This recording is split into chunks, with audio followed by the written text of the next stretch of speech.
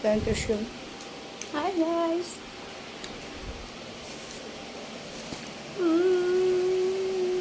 Ang saya-saya ko ngayon. Wala nyo guys kung bakit. Nagkalat kasi. Bawal kasi ako sa bawal ako sa milk tea. Pero di ko talaga mapigilan. Tagal talaga, ang tagal-tagal ko nang hindi nakainom ng milk tea, guys. Kaya, sulitin ko na ngayon. Murder pala ako ng medium milk tea. Saan to? Sa Mangcha. Tsaka guys, malapit lang ito. Nagpag-grab na lang ako. Ganyan yung ating yung tamad. Kagigising ko lang. Sobrang init niya yun. Kaya, milky for the phone.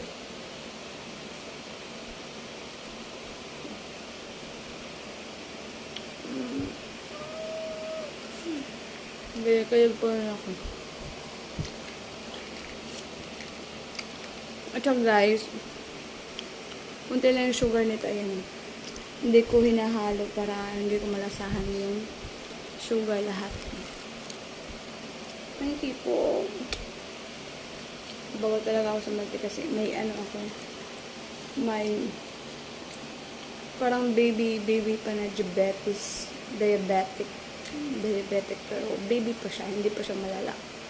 Hindi katulad ng diabetic ng matatanda.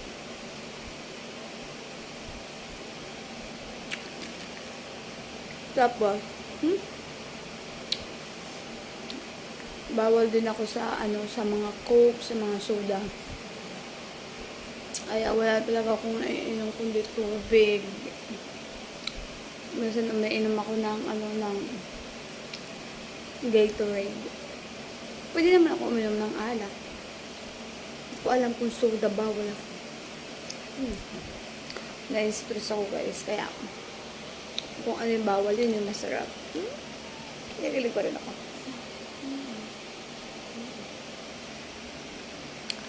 For today guys, may kwento ako.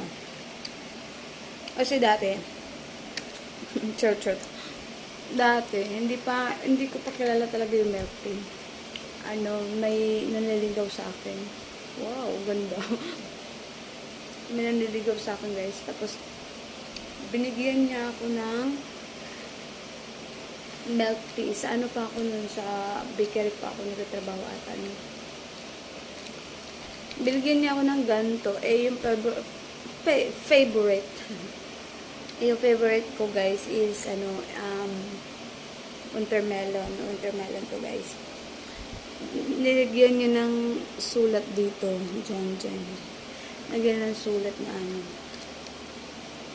birthday ko ata yun. Sabi niya, happy birthday. Tas, can you be my girlfriend? Kaya doon, parang na-appreciate ko yung ngayon yung mga milk. Tapos nung matikman ko yung milk tea guys, masarap pala siya.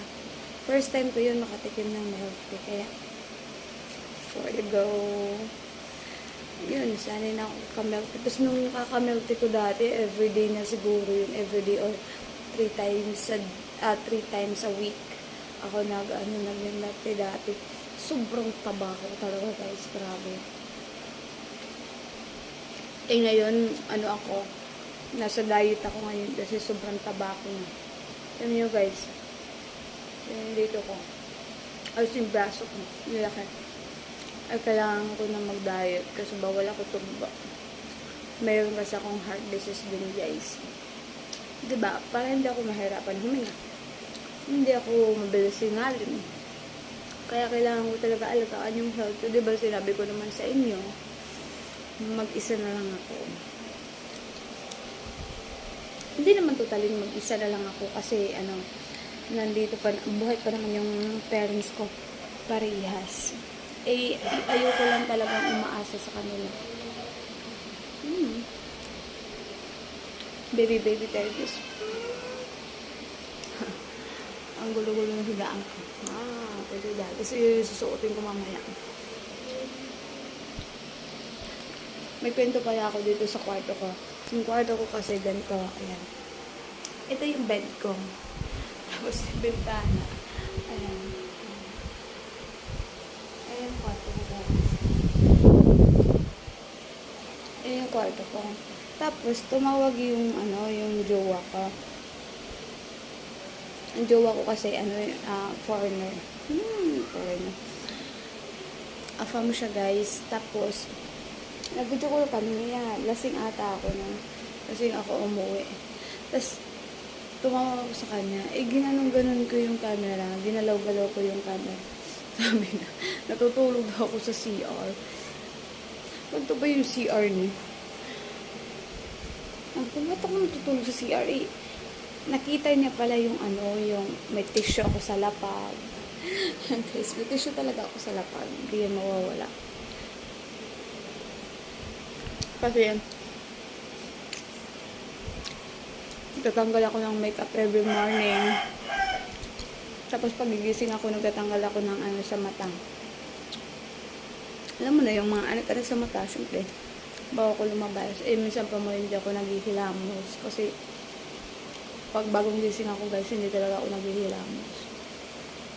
Nilipas pa yan ng 2 hours. Kasi, pagod pa yung mata ko, kakapikit. Ganun. So, ganun lang. Simple lang, guys. Milk tea for the day. At saka, oras na din, guys. Kailangan ko na maligo at pumasok. Dadalhin ko na lang ito doon. Pero papagalitan ako ng nanay ko pag nakita ko. Kaya naman. Shit for the day. Masarap pala ko siya. Hindi siya matamis kasi 30% lang yung sugar nito. Tapos hindi ko pa hinalo. Hindi siya matamis. Kunti lang yung tamis niya.